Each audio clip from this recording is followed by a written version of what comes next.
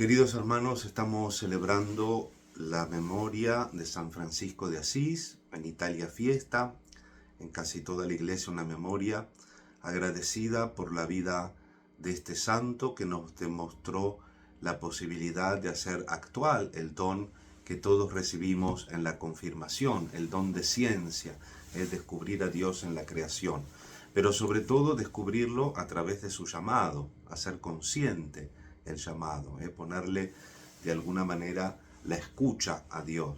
Ese fue el caminito que hizo el santo de Asís tan conocido, San Francisco, hacer un proceso interior de escucha del Señor, descubriendo, después de gustar como era en el momento de las cosas de la caballería, de participar en luchas en los diversos pueblos de Italia, después de que es herido y rescatado por el Padre, comienza un símil con San Ignacio, ¿no? Podemos hacer, aunque es posterior San Ignacio, pero digo, hacemos un símil con él para ver ese proceso, ¿no? Ese preguntarse por el sentido de la vida, por el ideal caballeresco o por el ideal del Evangelio.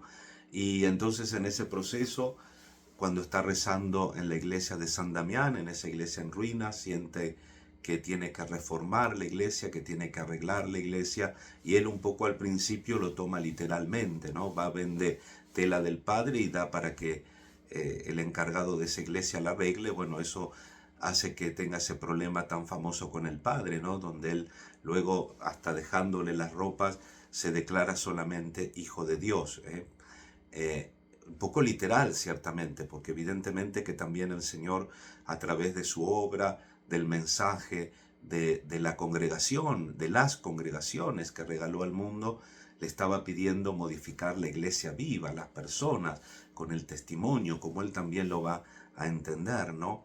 Dice, prediquen, y a veces con la palabra, es decir, que toda nuestra vida tiene que ser una predicación. Y esto que estamos haciendo ahora, que yo hago cada tanto, la predicación con la palabra, ¿no? Pero nuestra vida tiene que ser una predicación. El Evangelio del día de hoy dice que al que ustedes lo escuchen, a mí me escucha, y al que me escucha a mí, escucha al que me envió.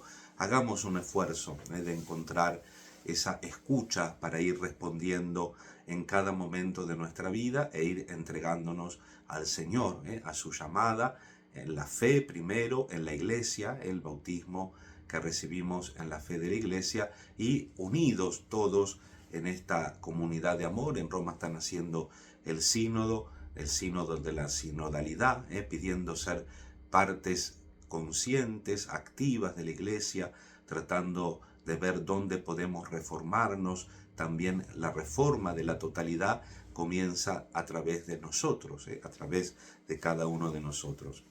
Vieron que en teología a veces se habla del Cristo histórico y del Cristo de la fe, una discusión del siglo pasado, ¿no? Bueno, que viene ya también de 1800 y pico, ¿no? Siglo XIX, siglo XX. Esta discusión también de alguna manera se dio en San Francisco de Asís.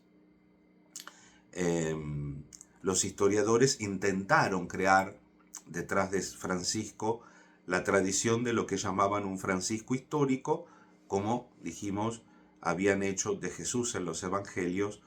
Y por otro lado, ese Francisco histórico no habría sido un hombre de iglesia, un hombre unido inmediatamente solo a Cristo, habría sido eso, un hombre unido solamente a Cristo, uno que quería crear una renovación del pueblo de Dios sin formas canónicas y sin jerarquía.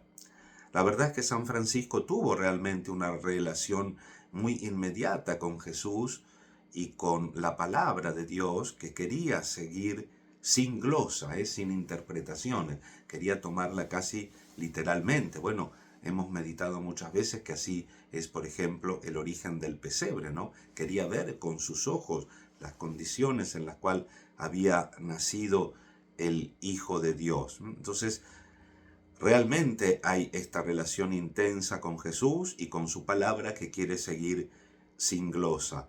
También es verdad que inicialmente no tenía la intención de crear una orden con formas canónicas necesarias, sino que simplemente con la palabra de Dios y la presencia del Señor quería renovar al pueblo de Dios, convocarlo de nuevo, escuchar la palabra y obedecer a Cristo.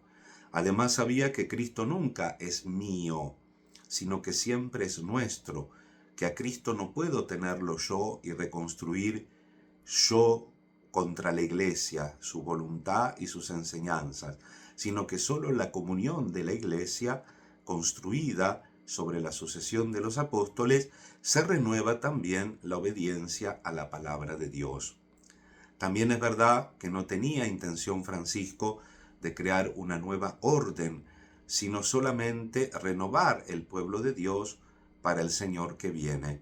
Pero entendió con sufrimiento y con dolor que todo debe tener un orden, que también el derecho de la Iglesia es necesario para dar forma a la renovación, y así en realidad se insertó totalmente con el corazón en la comunión de la Iglesia, con el Papa y con los obispos. Tanto es así que las cortes de esos momentos pontificias lo buscaban porque era un gran santo. Pobre, tenía mucho problema de vista, ¿no? Como cuentan los últimos días, pobre, que prácticamente no veía, que tenía los ojos lastimados, y lo llevaban a los médicos de los papas, de las cortes de esos tiempos, que pobres, esos remedios eran vistos desde ahora peor que la enfermedad, ¿no? Sabía asimismo que el centro de la iglesia es la Eucaristía, donde el cuerpo de Cristo y su sangre se hacen presentes. Una Eucaristía al que él le tenía suma reverencia y reconocía la necesidad de la iglesia por la necesidad de los sacerdotes. Recordemos que él por humildad no quiso recibir el presbiterado, quedó diácono, porque no se sentía digno de consagrar el cuerpo y la sangre de Jesús.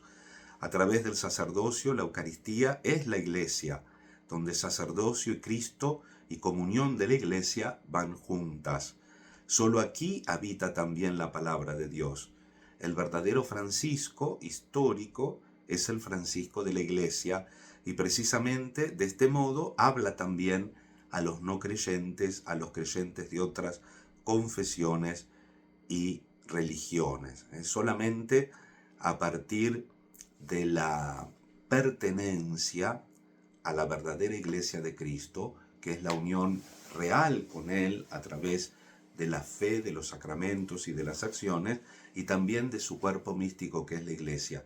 Teniendo una pertenencia de esa forma, es capaz también de ser un testigo creíble, como lo es contemporáneamente para mucha gente, inclusive de otras religiones, o inclusive gente que simpatizan con la ecología, con el cuidado de la naturaleza, también ven a este Francisco una manera de inspiración, con hechos concretos. No quiero alargarme mucho, se acuerdan que hace un tiempo hice un propósito de no ser tan largo en las homilías diarias, pero por ejemplo el tema de la miel, no sacaba hasta la última gota de la miel de los panales que tenían, sino que les dejaba inclusive hasta la mejor parte para que las abejas, además de estar bien, pudiesen hacer la miel y seguir manteniendo los panales. Es decir, no agotar los recursos, sino acompañar a la naturaleza como un don de Dios, ¿no? Hermana abeja, hermano sol, hermana luna, hermana muerte, entender la realidad como salida